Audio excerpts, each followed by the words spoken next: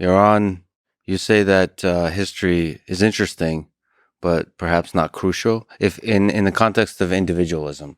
No, I mean, I think there's a false dichotomy he presented here, and that is that one view holds that you can derive anything from a particular historical path and a kind of an empirical view.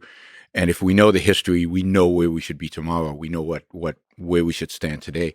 And the other path is we ignore history, we ignore facts, we ignore what's going on. We can derive from some a priori axioms, we can derive a truth right now. And both are false. Both of those views, in my view, are false. And, Ayn Rand and I reject both of those views. And I think the better thinkers of the Enlightenment did as well, although they sometimes fall into the trap of appearing like rationalists. And Yoram and I agree on one thing, and that is that Kant is one of we've talked about this in the past, Lex.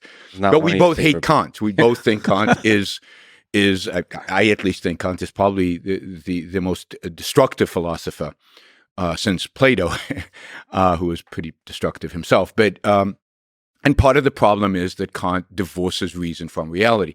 That is, he divorces reason from history. He divorces reason from experience, because we don't have direct experience of reality according to Kant, right? We're removed from that direct experience. But I view Kant as the anti-Enlightenment. That is, I view Kant as the destroyer of good Enlightenment thinking. And Yoram, and I acknowledge a lot of history of philosophy, people who do history of philosophy view Kant as the embodiment of the Enlightenment. That is the ultimate. But I think that's a mistake. I think both Rousseau and Kant are fundamentally the goal, the mission in life is to destroy the Enlightenment.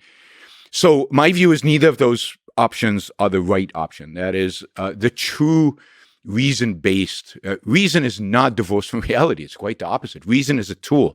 It's a faculty of identifying and integrating what? It's identifying and integrating the facts of reality as we know them through sense perception or through the study of history, through what actually happened.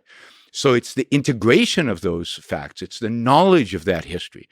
And then what we do is we abstract away principles based on what's worked in the past, what hasn't worked in the past, the consequences of different ideas, different paths, different actions. We abstract away principles that then can be universal. Not always. We make mistakes, right? We can come up with a universal principle. It turns out that it's not. But if we have the whole scope of human history, we can derive principles as we do in life, as individuals. We derive principles that are then truths that we can live by. But you don't do that by ignoring history. You do that by learning history, by understanding history, by understanding, in a sense, tradition and where it leads to, and then trying to do better. And I think good thinkers are constantly trying to do better based on what they know about the past and what they know about the present.